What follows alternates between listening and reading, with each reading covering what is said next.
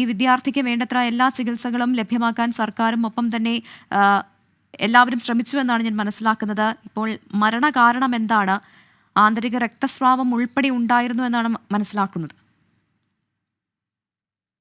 പ്രവിത, ഈ അപകടത്തിൽ ഏറ്റവും പ്രധാനമായി ചൂണ്ടിക്കാണിക്കപ്പെട്ടത് ഈ വാഹനത്തിന്റെ കാലപ്പഴക്കമായിരുന്നു. ഒപ്പം തന്നെ വാഹനം സ്കിഡായി വരുന്ന സമയത്ത് ക്ഷതമേറ്റത് കൂടുതലും ഈ വാഹനത്തിൽ മരണം സംഭവിച്ചിരിക്കുന്ന കൂടുതലും വാഹനത്തിന്റെ ഇടത് ഭാഗത്തിരുന്ന മധ്യഭാഗത്തും മുൻനിരയിരുന്ന ആളുകൾക്കുമാണ് കൂടുതൽ പരിക്കേൽക്കുകയും മരിക്കുകയും ചെയ്തിട്ടുള്ളത്. കൂടുതലും മധ്യഭാഗത്തിരുന്ന മൂന്ന് പേർ ആ സ്ഥലത്ത് വെച്ച് മുഹമ്മദ് ഇബ്രാഹിമും ജബ്ബാറും ഒക്കെ ആ സ്ഥലത്ത് വെച്ച് തന്നെ മരിച്ചു എന്നാണ് പിന്നീട് ഡോക്ടർമാർ അറിയിച്ചിരുന്നത്. അവരെ ആശുപത്രിയിൽ എത്തിക്കുമ്പോഴേ അവർ മരിച്ചിരുന്നു എന്നുള്ള വിവരമാണ് അറിയിച്ചിരുന്നത്. പക്ഷേ ഈ മുൻനിരയിൽ ഇരുന്നിട്ടുള്ളവരും വലത് ഭാഗത്തിരുന്നവരും, പ്രത്യേകിച്ചും ഡ്രൈവർക്ക് കാലിന് മാത്രമായിരുന്നു പരിക്കുണ്ടായിരുന്നു. മുൻനിരയിൽ ഇരുന്ന ആളാണ്, അതായത് ഈ വാഹനം ഓടിക്കുന്ന ഗൗരിശങ്കറിന്റെ ഒപ്പം ഇടത് സൈഡിൽ ഇരുന്ന ആളാണ് ആൽവിൻ എന്നാണ് നമുക്ക് പോലീസിന്റെ റിപ്പോർട്ടിൽ നിന്ന് മനസ്സിലായിട്ടുള്ളത്. അങ്ങനെ ഈ വാഹനം കളർകോട് ഈ ദിവസം രാത്രി 9:20 ആ സമയത്ത് റോഡിൽ നിന്നും സ്കിഡായി KSRTC ബസ്സിലേക്ക് വരുമ്പോൾ ഈ KSRTC ബസ്സിന്റെ താഴെ ഭാഗത്ത് കുടുങ്ങിയിരുന്നു. പിന്നീട് ആളുകൾ അവിടെ എത്തിയാണ് ഈ KSRTC ബസ് മാറ്റുന്നത്.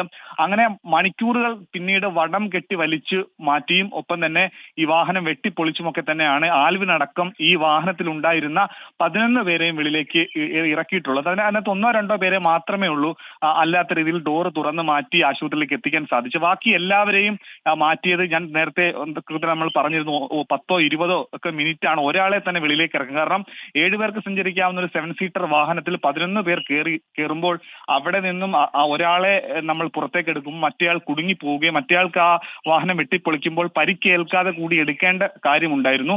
ആൽവിനെ നമുക്ക് മനസ്സിലാകുന്നത് അന്ന് രക്ഷാപ്രവർത്തനം നടത്തിയ ആളുകൾ പറയുന്നത് മുൻഭാഗത്ത് വെച്ച്, അതായത് ഫ്രണ്ടിലെ ചില്ല് പൊട്ടിയിരുന്നു. അങ്ങനെ മുന്നിലൂടെ തന്നെ ആൽവിനെ വലിച്ചെടുക്കുകയായിരുന്നു. ആൽവിന്റെ തലയ്ക്കായിരുന്നു ക്ഷതമേറ്റെങ്കിൽ കൂടി കാല് കുടുങ്ങിയിരുന്നത് കൊണ്ടാണ് ആൽവിനെ വേഗം എടുക്കാൻ സാധിക്കായിരുന്നത്. കാല് കുടുങ്ങിയത് കൊണ്ട് ഒരു 10-15 മിനിറ്റ് കൂടി ആൽവിനെ പുറത്തേക്ക് എടുക്കാൻ സാധിച്ചു. ഒരു പക്ഷേ ആ സമയത്ത് ആൽവിനെ വേഗത്തിൽ വാഹനത്തിൽ നിന്ന് എടുത്തിരുന്നെങ്കിൽ ഈ അമിതമായിട്ടുള്ള രക്തസ്രാവം ഉണ്ടാകില്ലായിരുന്നു.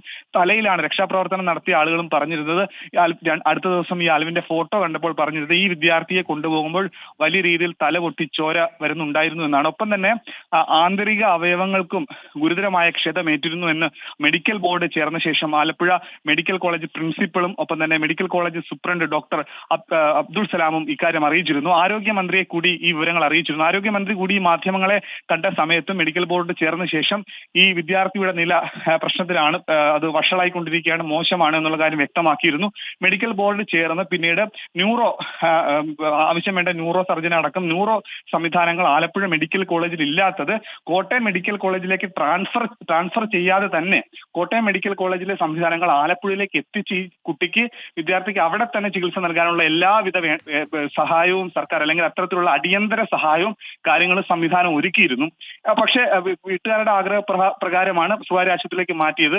അത് ആ ഒരു വിഷയത്തിനകത്ത് എന്താണ് മെഡിക്കൽ ബോർഡിന്റെ അഭിപ്രായം എന്ന കാര്യത്തിൽ നമുക്കറിയില്ല. പക്ഷെ മെഡിക്കൽ കോളേജ് തന്നെയാണ് ഈ വിദ്യാർത്ഥിയുടെ മരണത്തിന്റെ വാർത്ത പുറത്തേക്ക് വരുന്നത്. ഇനി അവശേഷിക്കുന്നത് ഞാൻ നേരത്തെ സൂചിപ്പിച്ചതുപോലെ 6 പേർ മരിച്ചു.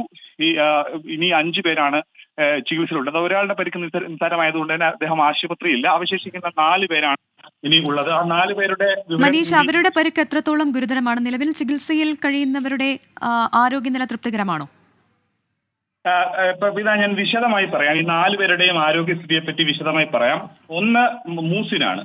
മൂസിൻ നിലവിലെ സ്ഥിതി തുടരുന്നു. മെഡിക്കൽ ബുള്ളറ്റിന് ഇന്ന് രാവിലെ ചേർന്ന മെഡിക്കൽ ബോർഡ് റിപ്പോർട്ടിന്റെ 11 മണിക്ക് ചേർന്ന മെഡിക്കൽ ബോർഡ് റിപ്പോർട്ടിന്റെ വിവരമാണത്. മൂസിന്റെ നിലവിലെ സ്ഥിതി തുടരുകയാണ്. ആന്റിബയോട്ടിക്സ് ഉൾപ്പെടെയുള്ള മരുന്നുകൾ തുടരുന്നു.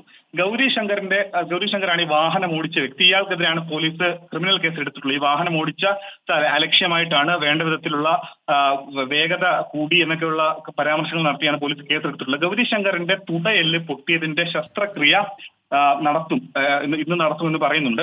ഇനി കൃഷ്ണദേവന്റെ തലസ്ഥിതി തുടരുന്നു എന്നാണ്. പക്ഷെ അത് എന്തെങ്കിലും പ്രശ്നമുള്ളതോ അല്ലെങ്കിൽ ആരോഗ്യനിലയിൽ പ്രശ്നങ്ങൾ ഇല്ലാത്തത് കൊണ്ടായിരിക്കും മെഡിക്കൽ ബുള്ളറ്റിൽ അങ്ങനെ തലസ്ഥിതി തുടരുന്നു എന്ന് പറയുന്നത്.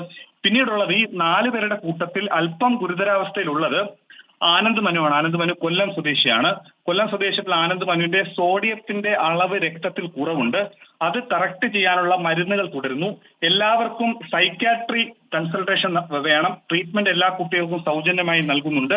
ഇംപ്ലാന്റ് ഒരാൾക്ക് ആകെ 20,000 രൂപ വരും. കോളേജ് കൗൺസിലിംഗ് അത്തരത്തിലുള്ള വിവരങ്ങൾ പിന്നീട് വ്യക്തമാക്കുന്നുണ്ട്. എന്താണെങ്കിലും ഈ 4 പേരിൽ കൊല്ലം സ്വദേശി ആനന്ദ് മനുവിന്റെ നിലയാണ് അല്പമെങ്കിലും ഒരു ഗുരുതരമെന്ന് പറയാൻ സാധിക്കുക. ബാക്കി മൂസിന്റെയും ഗൗരി ശങ്കറിന്റെയും കൃഷ്ണദേവിന്റെയും ഒക്കെ തന്നെ ചികിത്സ വണ്ടാനം മെഡിക്കൽ കോളേജിൽ പുരോഗമിക്കുന്നുണ്ട്. അവരുടെ ഒന്നും ആരോഗ്യനിലയ്ക്ക് കാര്യമായ പ്രശ്നങ്ങളില്ല. അവർ സാധാരണ ജീവിതത്തിലേക്ക് മടങ്ങി വരുന്നു എന്ന സന്തോഷ വാർത്തയുണ്ട്. ഒപ്പം നമ്മളെ വേദനിപ്പിക്കുന്ന ഒരു വിഷയം, ഇങ്ങനെ മെഡിക്കൽ വിദ്യാർത്ഥികൾ സഞ്ചരിച്ച വാഹനത്തിൽ മെഡിക്കൽ സംഘം 5 വിദ്യാർത്ഥികൾ മരിച്ചു, അല്ലെങ്കിൽ അവർ ഇങ്ങനെ നിരത്തിൽ പൊലിഞ്ഞു എന്ന വലിയ വേദന നമ്മൾ അറിഞ്ഞ സമയത്ത്, ഞെട്ടലോടെ കരഞ്ഞ സമയത്താണ് വീണ്ടും ആ കൂട്ടത്തിലെ 20 വയസ്സുകാരനായ 2 മാസങ്ങൾക്ക് മുൻപ് മാത്രം ആലപ്പുഴ വണ്ടാനം മെഡിക്കൽ കോളേജിൽ മെഡിസിൻ വിഭാഗത്ത് MBBS അഡ്മിഷൻ നേടി ആലപ്പുഴ സ്വദേശിയായിട്ടുള്ള, അതായത് ഈ ആലപ്പുഴ വണ്ടാനം മെഡിക്കൽ കോളേജിൽ നിന്നും ഏകദേശം ഒരു 20 കിലോമീറ്റർ മാത്രമേ ദൂരമേ ഉള്ളൂ ഈ ആൽവിന്റെ വീട്. ആൽവിൻ ഒരു പക്ഷേ ഹോസ്റ്റലിലായിരിക്കില്ല താമസിക്കുന്ന. ആൽവിന്റെ വീട്ടിൽ ദിവസേന പോയി വരുന്ന ആളായിരിക്കാം. അന്ന് സിനിമയ്ക്ക് പോകേണ്ടി വന്ന രാത്രി കൂടി അന്ന് വീട്ടിൽ പോയി, അതായത് കോളേജിലെ ക്ലാസ്സുകൾക്ക് ശേഷം വീട്ടിൽ പോയി മടങ്ങി വന്ന് സിനിമയ്ക്ക് പോയി അങ്ങനത്തെ രീതിയിലായിരിക്കും അദ്ദേഹം പോയിരുന്നത്. ഈ എടത്വ സ്വദേശിയാണെന്നുള്ളതാണ്, 20 വയസ്സെന്നുള്ളതാണെന്നുണ്ടെങ്കിലും ഇന്നലെ രാവിലെ 8 മണിയോടുകൂടിയാണ് ആൽവിനെ ഇവിടെ നിന്ന്, ആൽവിൻ ജോർജ് എന്നാണ് മുഴുവൻ പേര്, ആൽവിൻ ജോർജിനെ ആലപ്പുഴ വണ്ടാനം മെഡിക്കൽ. മനീഷ് മഹിബാലാണ് വിവരങ്ങൾ നൽകിക്കൊണ്ടിരുന്നത്. കളർകോട് അപകടത്തിൽ ഒരു വിദ്യാർത്ഥി കൂടി മരിച്ചു. ചികിത്സയിലിരുന്ന എടത്വ സ്വദേശി ആൽവിൻ ജോർജാണ് മരിച്ചത്. വിവരങ്ങളാണ് മനീഷ് മഹിബാൽ നൽകിയത്.